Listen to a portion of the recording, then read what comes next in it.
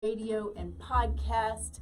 We are streaming live on kuhsdenver.com, where our goal is to bring in people who do amazing things and are really put here to serve others, and they're doing just that. So super grateful today to have Maureen Michele, Dr. Maureen Michele, on with us.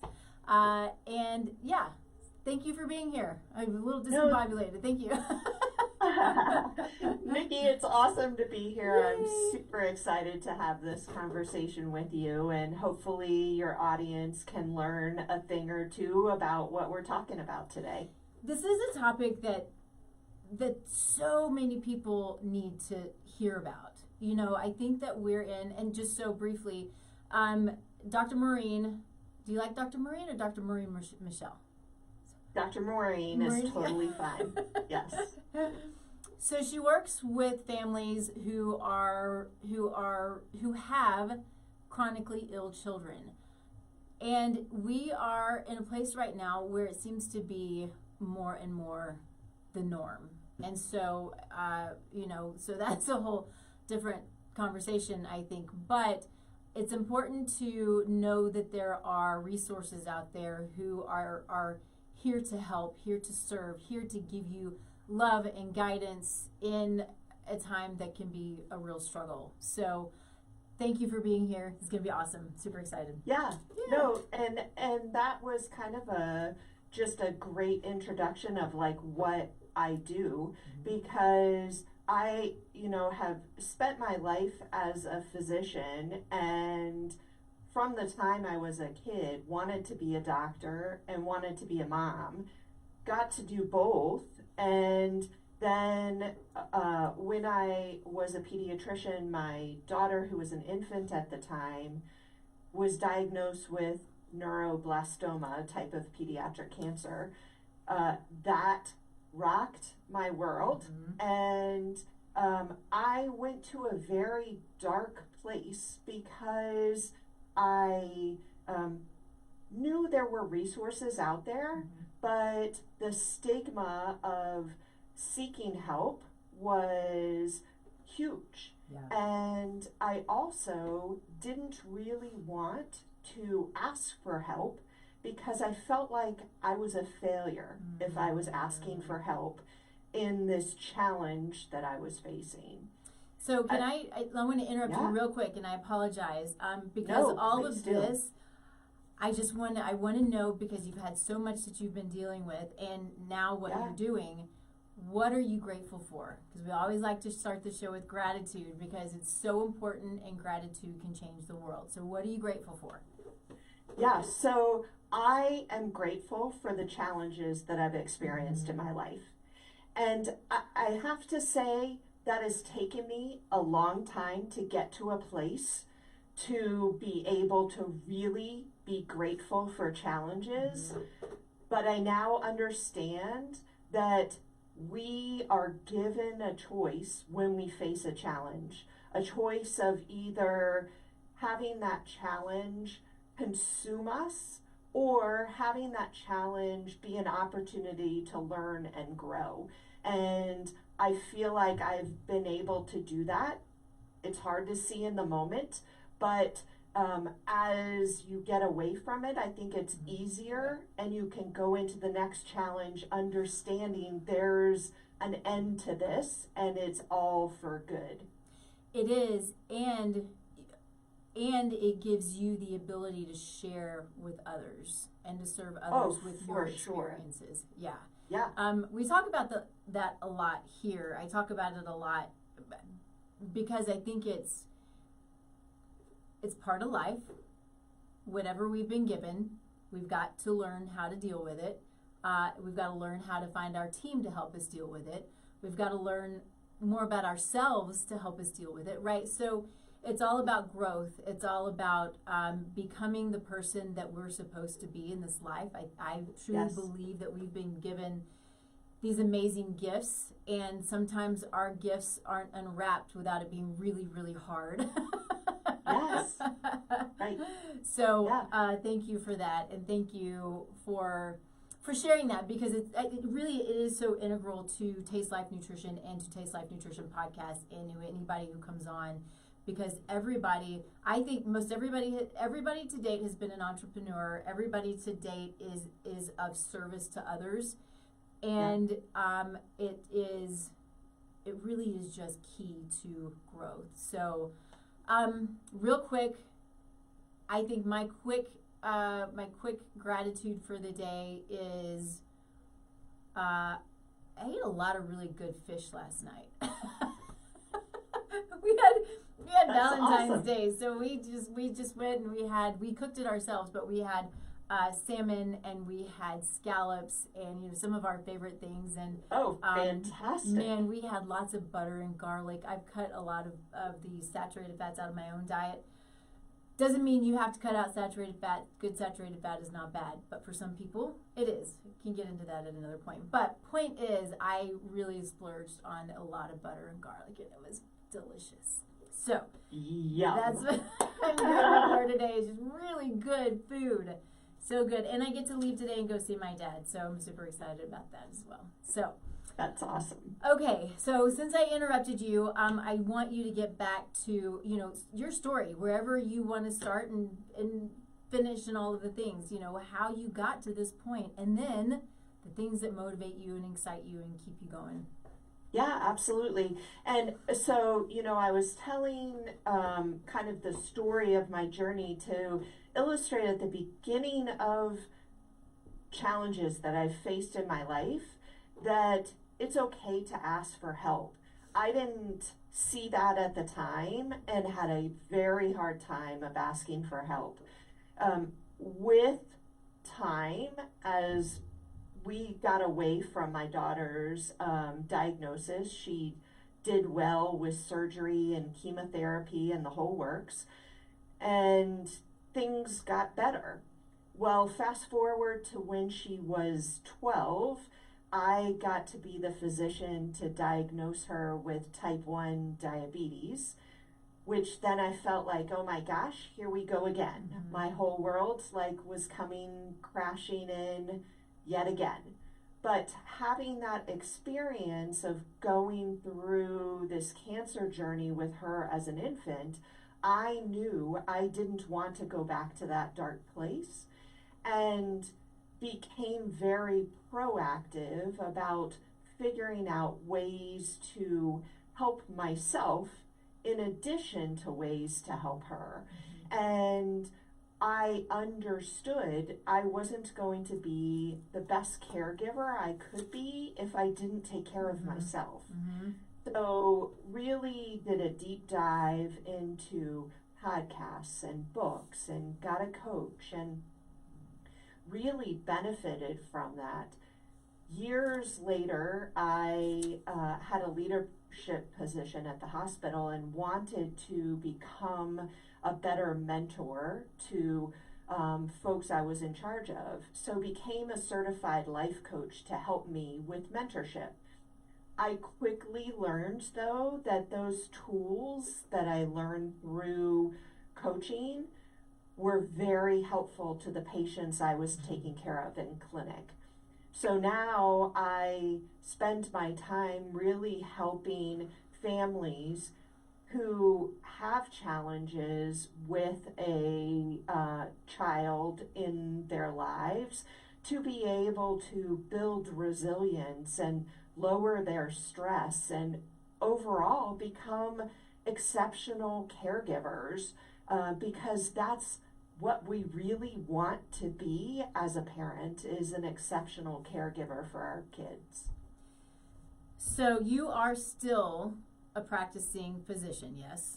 Yes. Yes. Mm-hmm. And so you now bring this in as part of your practice, but then you also, and we'll get into this, I'm jumping ahead a little bit, but you're helping those in need outside of just your practice, right? You're working, right. You're doing some coaching, some group things to help people who need your expertise in resilience specifically, right? Right. And so on the topic of resilience, you talk about your 4 C's. Yeah, which I love. Yeah. And somebody else commented, when I was doing the posting on this and the, the sort of the pre-show prep kind of stuff, they're like, I love the 4 C's. That's brilliant. I was like, awesome. So let's talk about the 4 C's. Yeah. So, first, it's the understanding that resilience really means you're able to bounce back from challenges. And we, just like what you said at the beginning, life is going to be full of challenges. And it is our job to learn through them and become a better person, whether it be we're stronger physically or stronger mentally or stronger emotionally from these challenges. And the more we practice being able to go through challenges, the more we're able to build resilience. Really, kind of the foundation of resilience is the understanding that it's mindset. And so the 4 C's go into developing a really good mindset to be able to bounce back from challenges. So the first C is consciousness, and this is knowing that our thoughts about circumstances that we encounter really can either help us or hurt us. And becoming aware of thoughts that our brain has and beliefs that our brain really thinks over and over and over again is super important first step to be able to understand our emotions, understand our actions, and really get the results we want in our lives. The second C is curiosity, and that goes to back to our thoughts. So when we get good at recognizing thoughts that are going through our brain, we can do a deeper dive into them and start questioning them and becoming curious as to where did that thought come from? Do I really believe this? Is there something else that I can think of instead?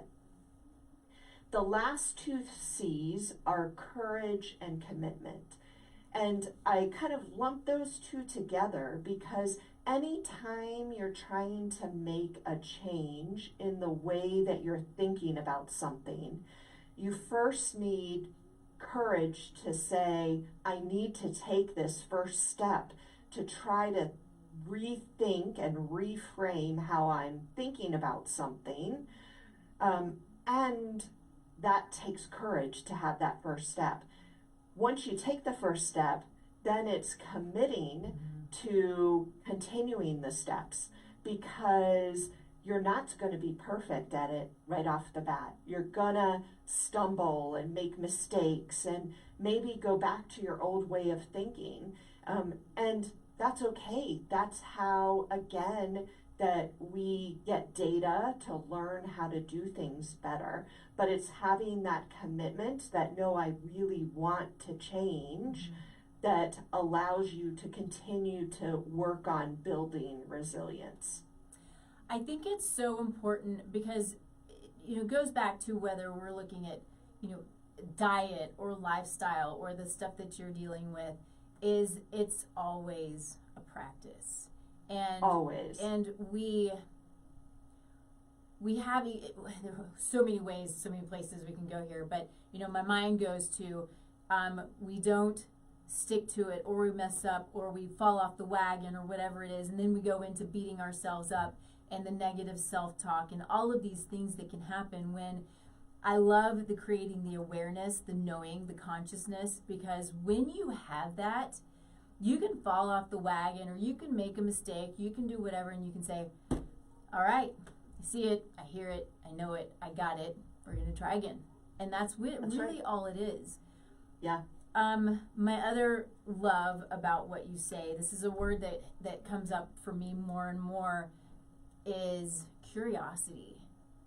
It's so important to remain curious and ask the questions. And, in my world, it's I'm looking for the root cause of dysfunction, right? We're trying to find out what it is. And if we're not curious, we won't continue to ask why. And in very simple terms, it's always asking why.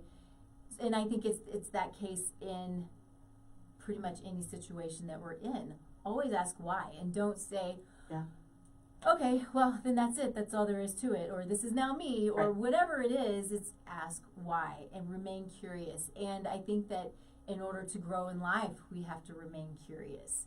And I see this a lot and I'm gonna, just in the medical world, but in lots of worlds where I think anybody can fall prey to it, but you get stuck in where you are and you stop asking questions because this is where I am, this is what I'm good at, and this is all I'm going to do. And you stop asking questions and you stop the curiosity. And we have to, sorry, I don't mean to be repetitive. I just think it's such an important word. And it came up for me. I know we still have a whole year until next year. My word of the year this year is trust. And I just went, next year might be curiosity. That's awesome. Anyway. That's awesome. Yeah. But you're 100% correct. Like, all of this applies to so many different things in our lives. Like you said, whether it be a challenge that we have with our child, or a financial difficulty, or a health issue in ourselves, or sticking to an exercise or nutrition routine that we want to stick to. It applies to everything. And folks often ask, like, well, you talk about this, but you make it sound so easy that, be conscious of your thoughts. Well, we have thoughts that fly through our brain at lightning speed. And it's really practicing the skill of being conscious about it that we get better and faster at doing it. Same with curiosity. We have to practice it to get better and be able to see deeper questions or deeper understanding of something. And so I always tell people, you need to start the practice by just having a blank sheet of paper and a pen and giving yourself some time to just download some thoughts onto a sheet of paper. That can allow you to really start being aware of things that go on in your mind. And if you don't give yourself that space, you're never going to get better and quicker at it. But when you write it down, you become distant from it, and it allows you to be a little bit more curious because there's less judgment. When you're seeing that thought on paper, you become more objective about it. Yeah. One of, and I know everybody hears this and we know this, but it really is a great practice, is that practice of journaling. So, and being intentional about it, right? So gratitude, right? Gratitude journaling, and then just writing and letting it come out. I am not the best at this. I have my morning practice that I do. Sometimes it includes journaling and sometimes it doesn't.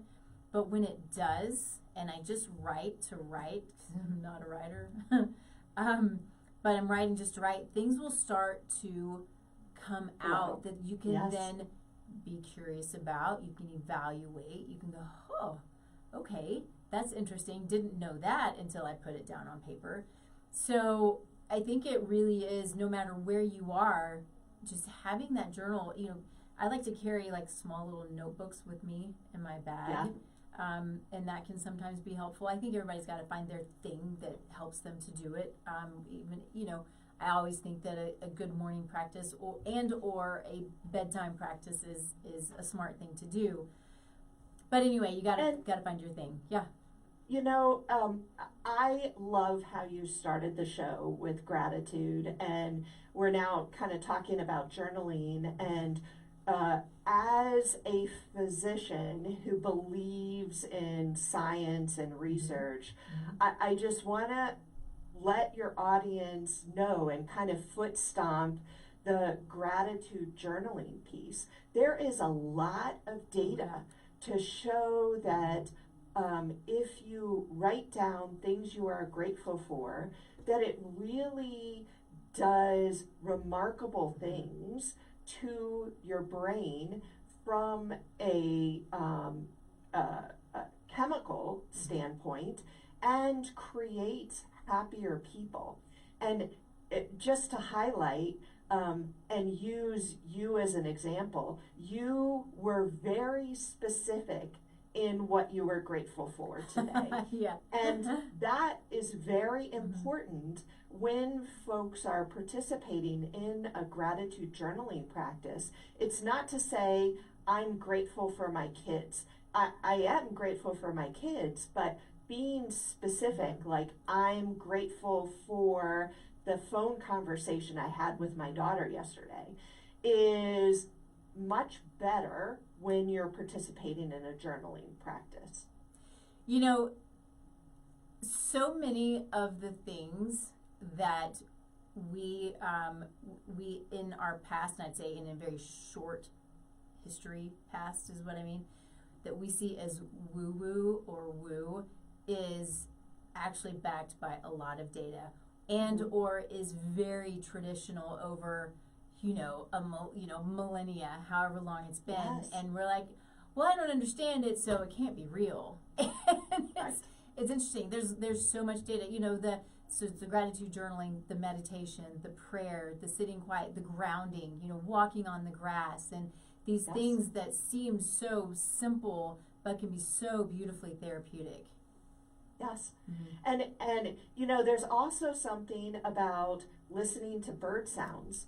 If you listen to the sounds of birds for 2 minutes every day, whether it be real birds or on an app on a phone, or that also changes brain chemistry to make happier people. I love that. I've been listening to an app, I can't remember what it's called right now. I just found it, but it's the brain waves. So it's the music and the brain frequencies and the theta and the beta and the solfeggio frequencies and all of these cool things. And interesting how you can pinpoint these different brain waves and different sounds that help with sleep and relaxation and focus and all of these things. It's really, really just fascinating stuff. Yes. Cool stuff. Yes. I love the birds, though. I'm going to get a bird app. Yeah. I think that's really cool. Or just go outside. It's so outside easy. Yeah, just if you have Spotify, look up bird songs and play it for 2 minutes every day, and that can make you a happier person. I love that. How old is your daughter now?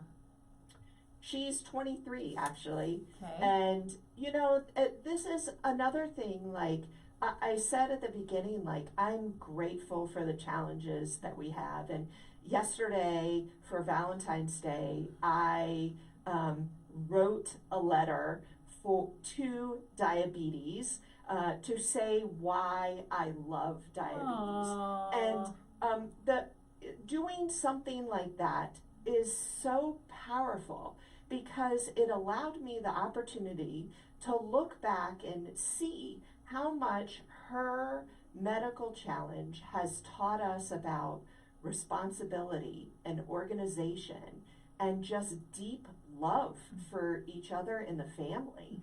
And there's, as much as I dislike type 1 diabetes, I wouldn't want my life to be any different.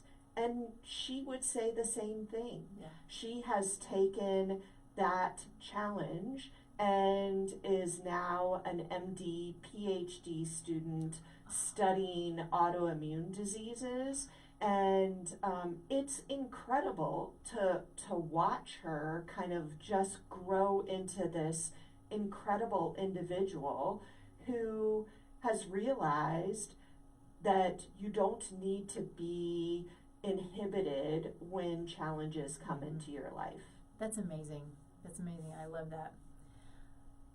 A couple of questions. I talk a lot about advocating for ourselves and how important it is to be your own advocate, be your own best friend, just have the information and seek information and keep asking questions. And if you don't get what you want or what you think you need, just keep going. So I say that because I think that I believe that the healthcare system can be difficult for some people, a lot of people, to navigate.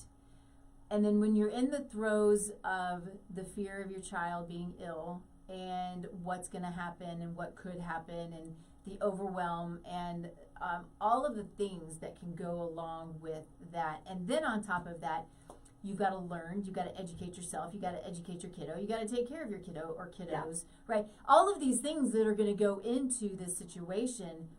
How do you help people navigate that and advocate for themselves and advocate for their children? Yeah. So first I would say is when we say the word advocate, immediately what comes to mind is an argument.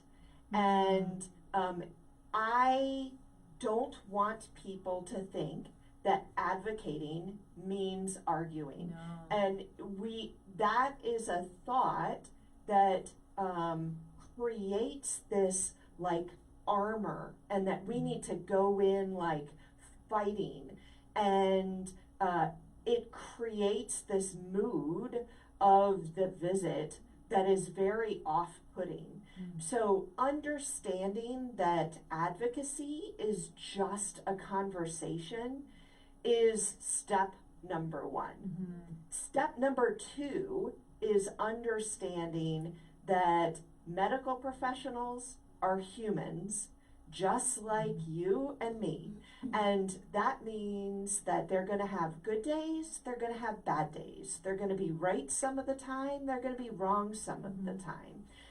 But going into it knowing that they're human also creates a platform of trust that because it becomes dangerous when someone approaches a medical professional as if they are up on a pedestal. It doesn't allow the courage to say or ask questions that the patient needs to know about. So do not think of medical professionals as individuals who should be on a pedestal. They may be experts in what they're talking about, but they're still human. The next thing I tell and teach is go into an appointment prepared. And that means taking a few minutes to jot down on a sheet of paper topics or questions that you want to make sure are covered during that appointment. That piece of paper serves you in a couple of different ways.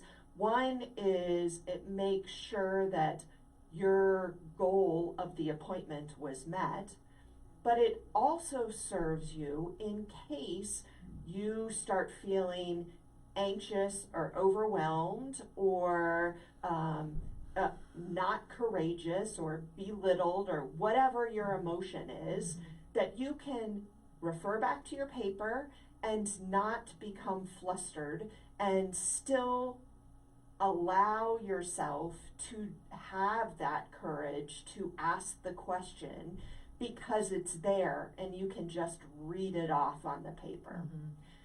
But the other important thing about advocating is always approach it as if you know someone is never 100% wrong. So it becomes a game. And what I mean by that is if a doctor is telling you something that you disagree with, if you go into it thinking, you know what, that this doctor, he's not 100% wrong. where is he correct? What are the little nuggets that I can pull out of this conversation that are the things that are correct? And that allows you to again go back to that curiosity, to really start figuring out what tips or what little tidbits that are being offered that you can use or ask more questions about or get more curious about. Yeah. Sorry, I was reading some of my notes. And it's funny because all of my questions you just answered. No, it's awesome.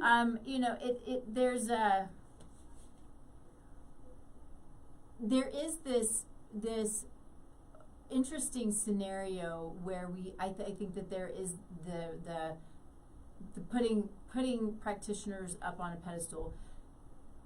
There's a lot of school behind what they know, right? There's a lot of knowledge there, which is a beautiful thing, right? Everybody has their expertise. This is why I don't do my own accounting, because I suck at it, right?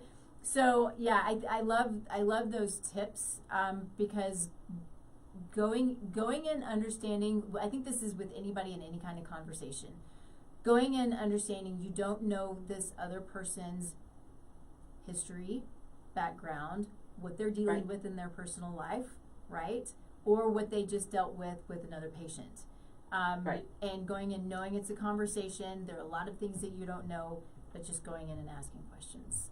Yeah. And trying to get answers and being curious. Yeah. And it will not go well 100% of the time. Sure. And that is okay, but it's if it doesn't go well, it means allowing yourself to be forgiven and treat yourself with compassion.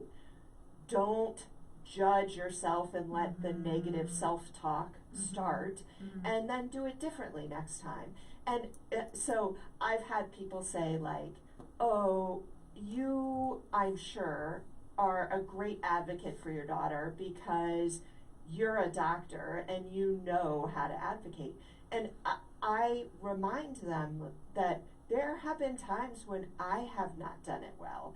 And, when my daughter was first diagnosed with diabetes and we went to the emergency room, the ER doc comes in, takes a history, and then says to me, well, we need to get an x-ray. And I said, an x-ray? And he said, well, yeah, we need to make sure that it's not pneumonia. And I had been practicing pediatrics for many years before that, and said to him, like, said in my mind, well, I didn't say anything about cough. I didn't say anything about fever. I didn't say anything about difficulty breathing. Like, she doesn't have pneumonia. And so I said to him, are you sure we need this? And he's like, yeah, it's probably going to be negative, but we need it just to make sure it's not pneumonia. Well, also in my mind, I knew how much radiation exposure she had as an infant because of her diagnosis of cancer in the past, and really wanted to save her from having this unnecessary exposure, albeit exceedingly small, but this unnecessary exposure to radiation. But at the same time in my mind was, I am going to see this guy again because I work in the same hospital that he does. And so I'm just going to let it go and let her have the x-ray and please him. Now, so she got the x-ray, lo and behold, she did not have pneumonia, but I beat myself up about that for a while, and but realized, you know what, there's a lot to learn from that I understood more about how important it is that we need to serve ourselves first rather than please other people. And there's a way to do it without being confrontational. I could have in the moment said to him, I get it that you want her to have an x-ray. I don't know if an x-ray is really necessary. Do you mind grabbing your colleague to be a tiebreaker? And that could have been an easy way to confront the situation without having any sort of argument or confrontation about it. It didn't need to be negative. It could have remained positive. But learning from that and doing a better job the next time is the real value in it. Yeah. Did you know each other? I didn't know him prior to that. Okay. I saw him after that many times. And I knew that that was going to happen because the hospital isn't that big. So but I don't know if it would have been easier or harder had we known each other beforehand. Yeah. Yeah, just curious, just, and I don't know why, just, I think sometimes, when you know each other, what would it have been? But interesting, and taking it, and not beating yourself up, right? Again, going after, being aware of the negative self-talk, knowing that it's over, it's done, it's in the past, and learn and grow from it and move on. So we get stuck in the what ifs, and it can really be harmful. Yeah, and we also get stuck with this thought that failure is bad. And you know what? Like, failure's not bad. Like, failure is just data. Just like winning is data. And winning gives us data to do the same thing again. Failure is data to give us data on, hey, maybe you should do it differently next time. But it's not bad. And that's where we get hung up and stuck, is when we focus on how bad it is when we fail. Yeah. Agreed. We can't grow without failure. We can call it failure, or we can call it growth. Take your pick. Or data. Yeah, it is what it is, right? So with all of this comes a lot of overwhelm, right? You've talked about this a little bit already. I can only imagine, with my own health struggles I don't have children, so I don't have that. I just know from my own experience, there's still my own overwhelm, and I can't imagine the overwhelm when it's your child. So, you have in here that there are different thoughts that can contribute to overwhelm, and I believe I can only assume that if you understand what these are, then you can start to mitigate the overwhelm. Right. Yeah. So you want to talk about that? Yeah. So overwhelm is one of those things that is, we can feel it in our body when we're in overwhelm. Big time. But it does keep us stuck, like we're not moving forward when we're overwhelmed. Yeah. And it's coming from thoughts that are in our brain about all of these kind of what ifs, and anticipating things about the future that are creating this state of being overwhelmed. And there's a couple of different thoughts that come when parents are taking care of chronically ill kids, or when people are just overwhelmed. Two important ones to understand is something called all or nothing thoughts. So the thought of, well, if I can't even imagine taking my kid to this specialist and this specialist and this specialist, so I can't do any of it. And the solution to that is bringing yourself back to the present and taking it just one step at a time.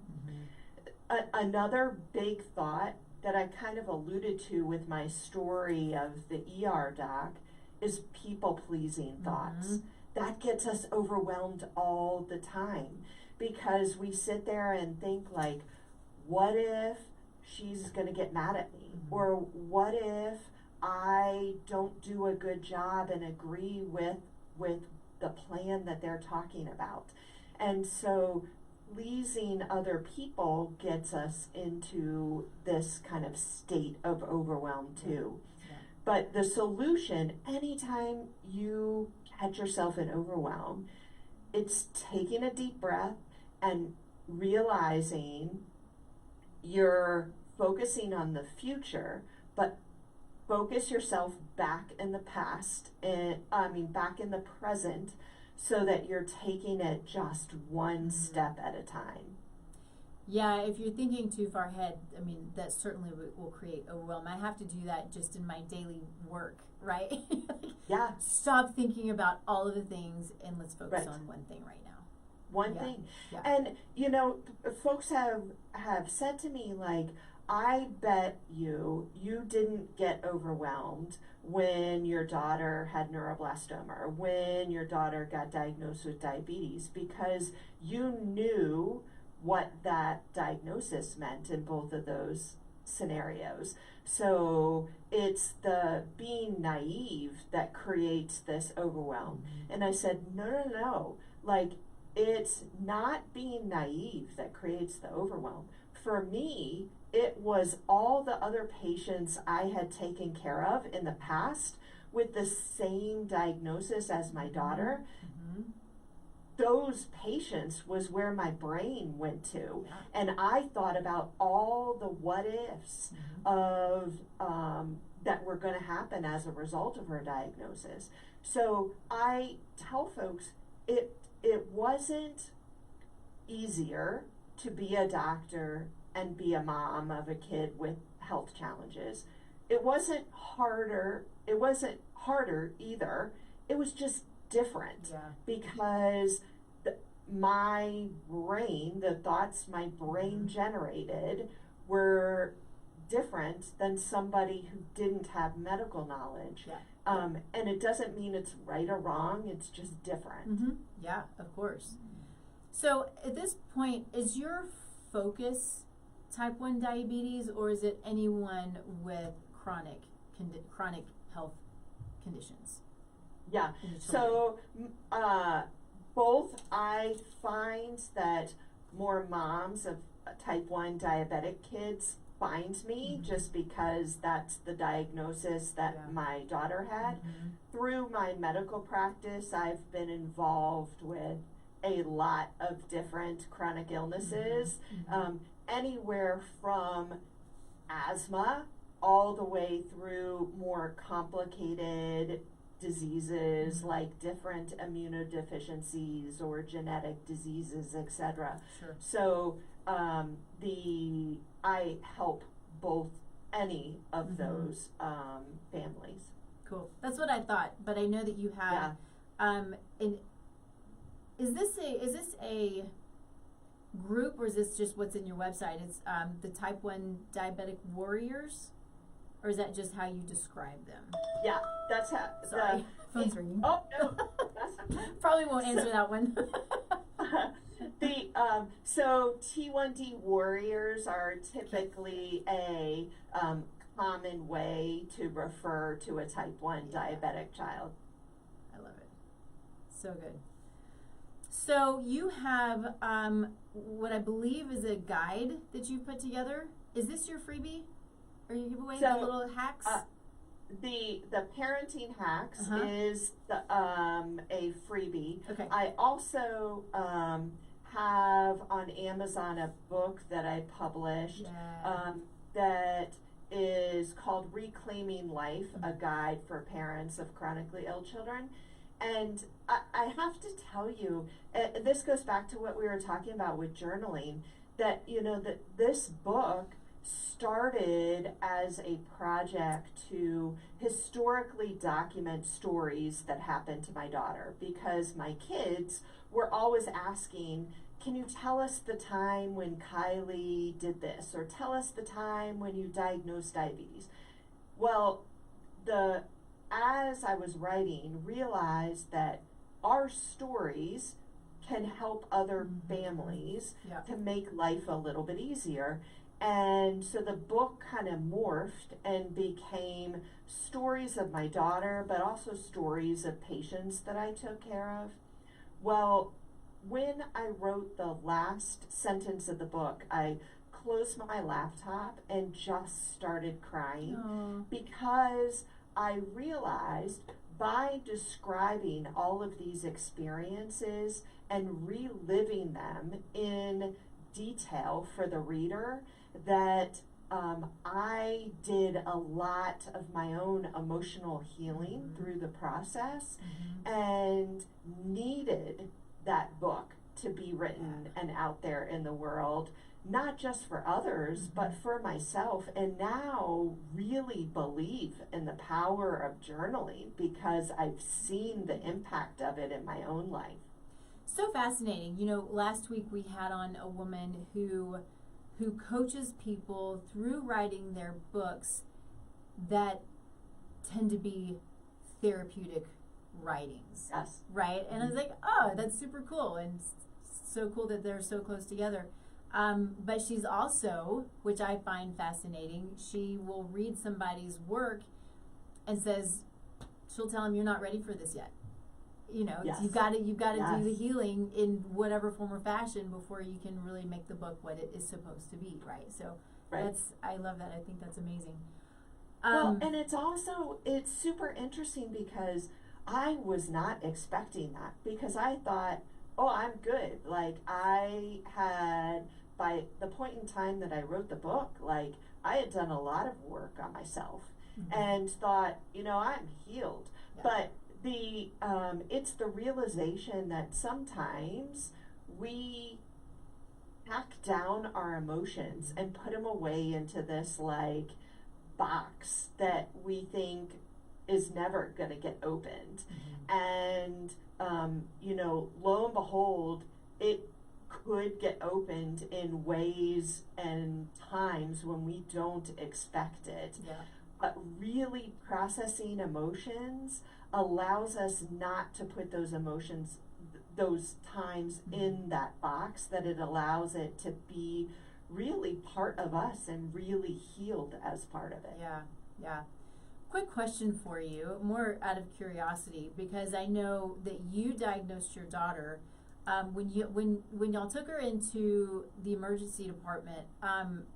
Was it at that point that she was diagnosed? How did it happen? What were the events? Story behind So she at the time was 12 and was attending school for the arts. She was very big into ballet dancing, and they texted me from school and said, "Mom, something's wrong with me. I have peed 12 times at school today. Bring home whatever you need to fix me." And I thought, well, she must have a urinary tract infection because we've already done the cancer thing. There's no way she could have two bad things that happened to her. So went to her school to diagnose her urinary tract infection, so that we didn't have to go all the way home because our school was closer to the hospital. When I went to her school, I brought a urine cup that I had taken from the peds clinic along with a urine dipstick. And she met me at the front and went into the little bathroom and peed in the cup and called me in afterwards. And in that school bathroom, I dipped her urine, and immediately the glucose in her urine went super dark. And there's only one thing that does that, and that's type 1 diabetes.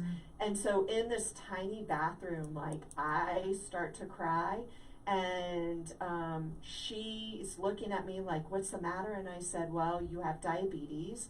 And now she's crying, and she doesn't even know, like, she has no idea what that Sure, means yeah. or why I'm crying. And she says, well, am I going to die? And I said, no, sweetheart, you're not going to die. And she's like, well, why are you crying? And I said, because I don't want you to have diabetes.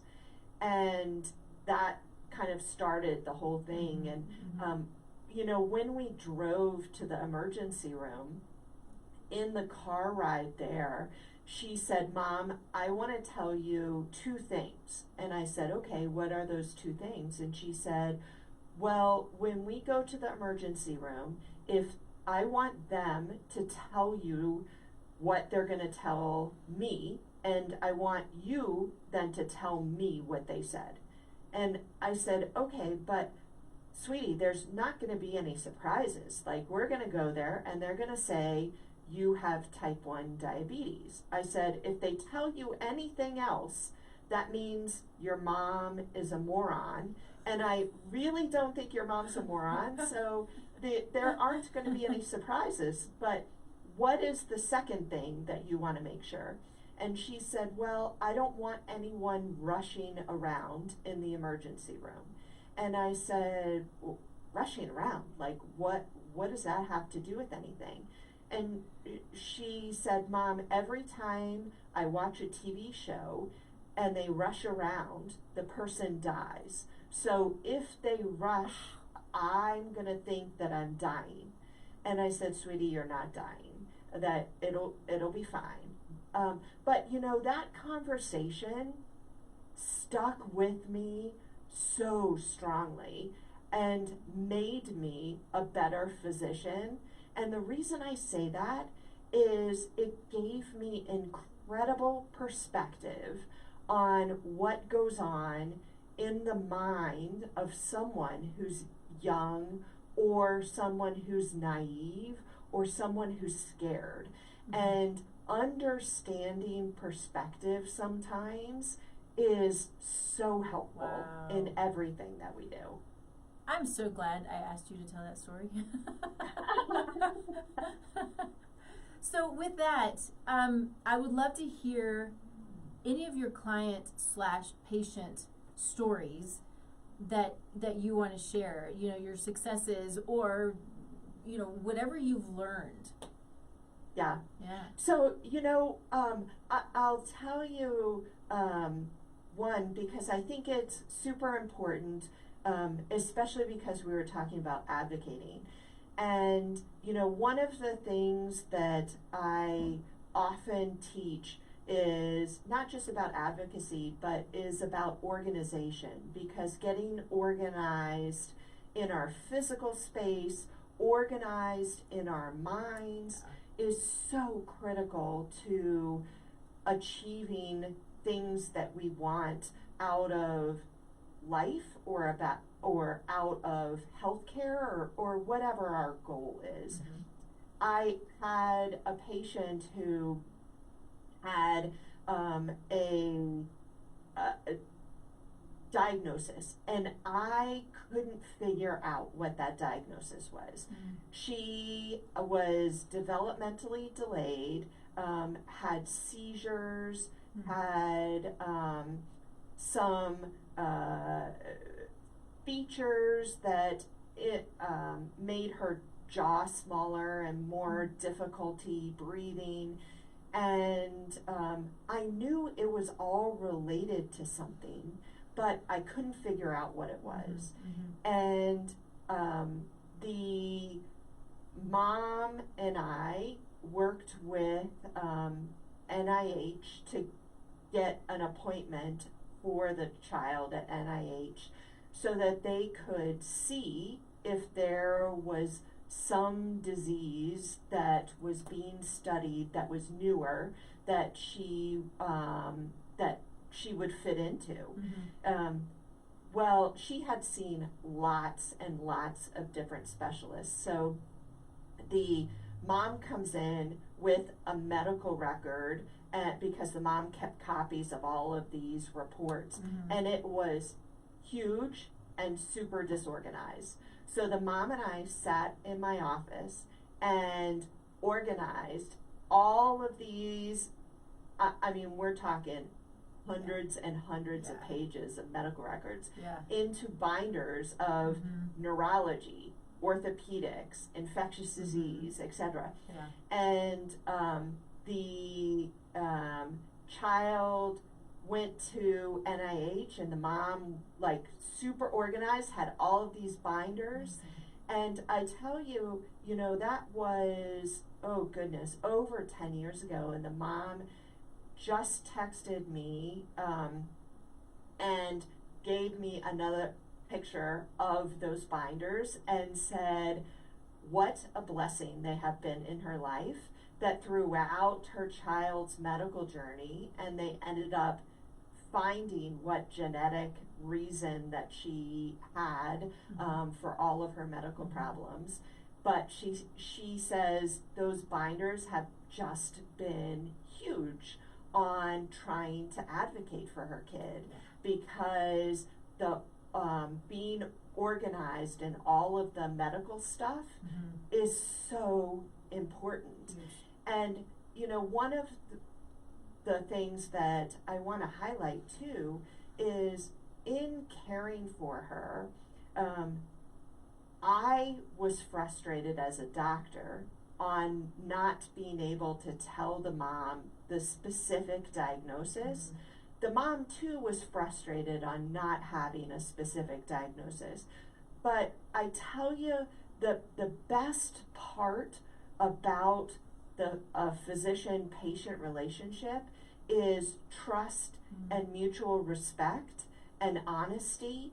And I was able to tell her, look, I don't know exactly what's wrong with your daughter, but these are the reasons why I want you to bring her back to me. And if this happens, you need to let me know. So sometimes in medicine, we don't know the answer right away. It takes time to evolve and science to kind of catch up to what's going on. But make sure that that's part of the advocacy conversation with your healthcare provider on, okay, you don't know what's wrong, but tell me when to come back or what I should pay attention to, because all of that data helps down the line with finding out what's wrong.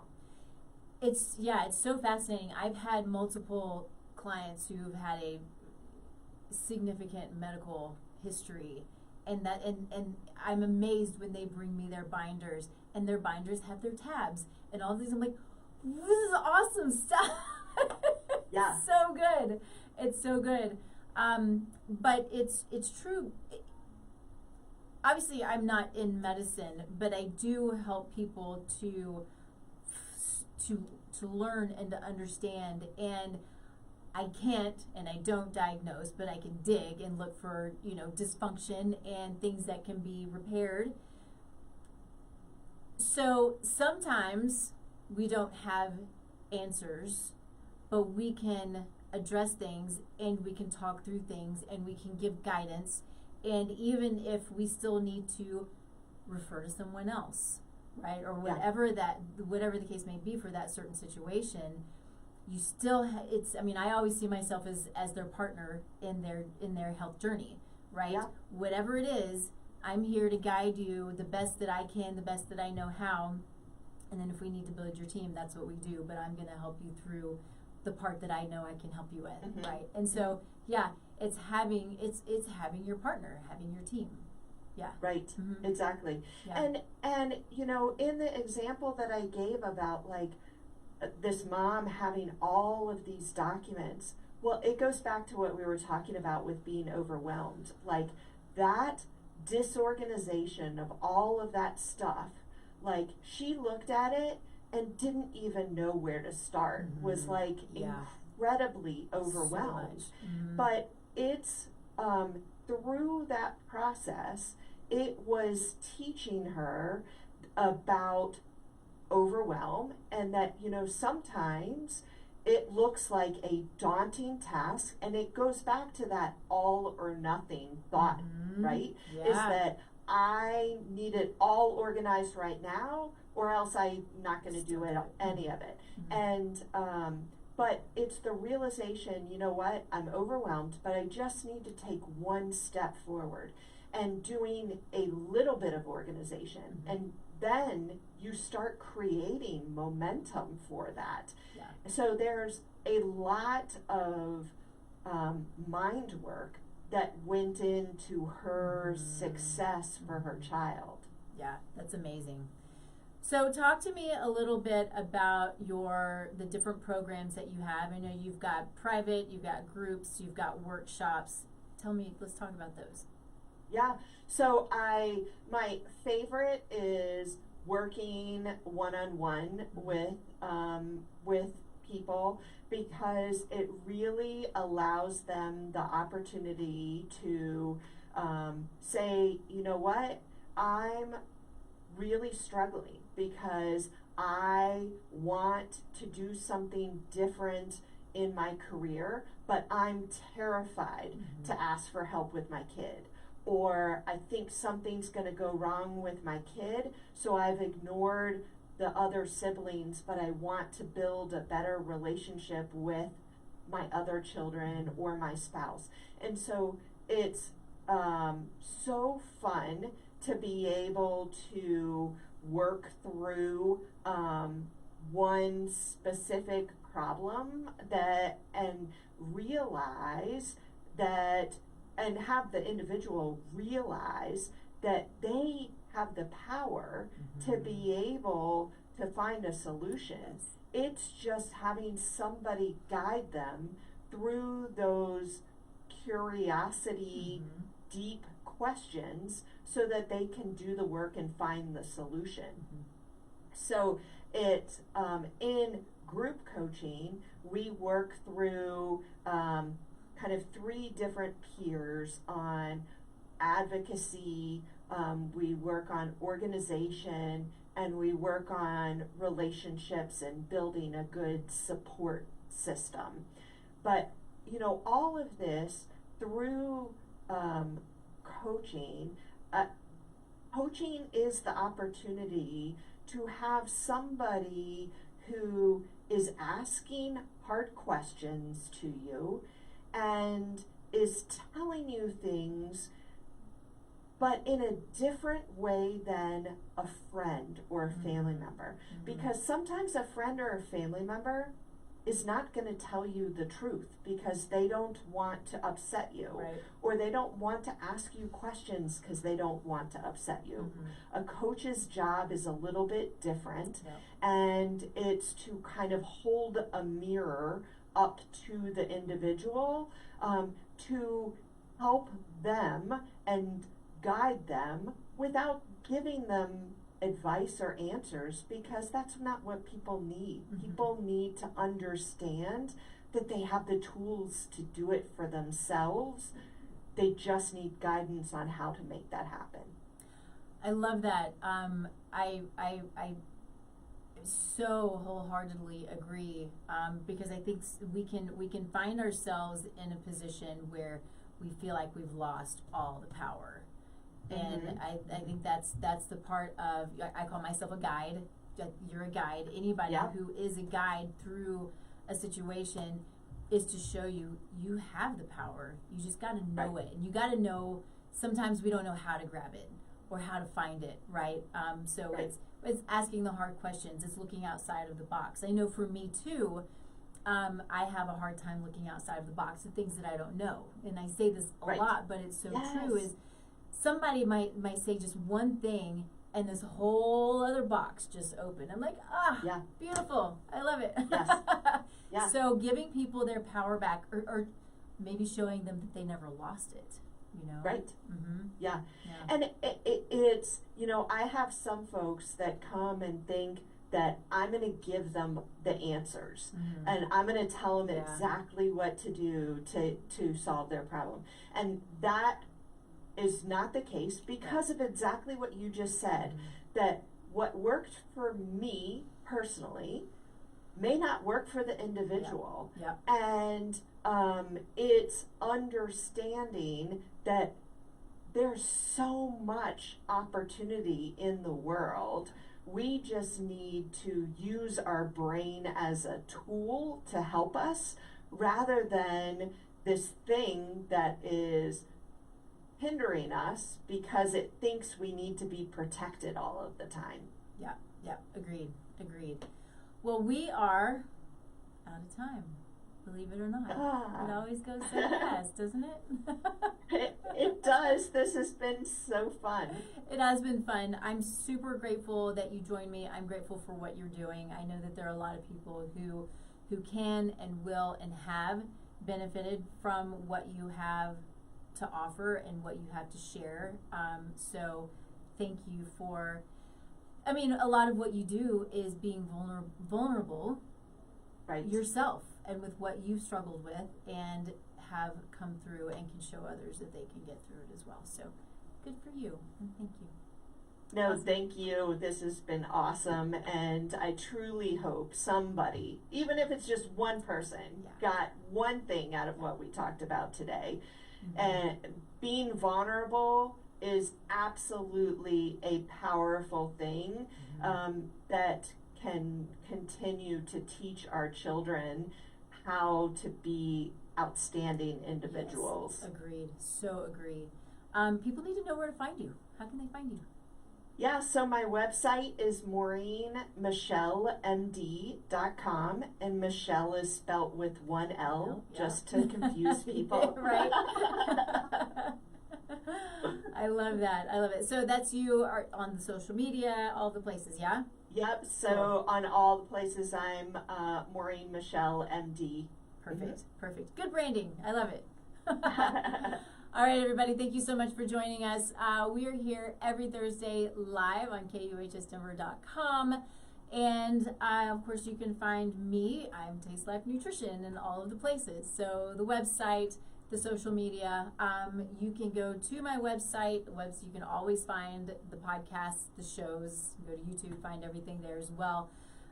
But you can find a free assessment on my website that you can fill out. If you have whatever that you're struggling with, I'm gonna reach out to you. We're gonna chat about it. If I can help you, great. If I know somebody amazing who can help you, that's great too. So that's my goal, is to be a resource and to the best of my ability. So then of course we have Soulful Conception. Soulful Conception is preparing for pregnancy, getting ready prior to getting pregnant, optimizing your health, reducing symptoms, because your health today can impact generations of kiddos ahead, generations of family members ahead. And so it's really important just to take a little bit of time to prepare. So that's what I love. And then all of the other things so that I love to nerd out about. But anyway, feel free to reach out. Thank you again, Dr. Maureen. So grateful that you joined us. Thank you. If you want to stay with me just 1 second while I shut everything off. And thanks, everybody. We'll see you next week. Bye.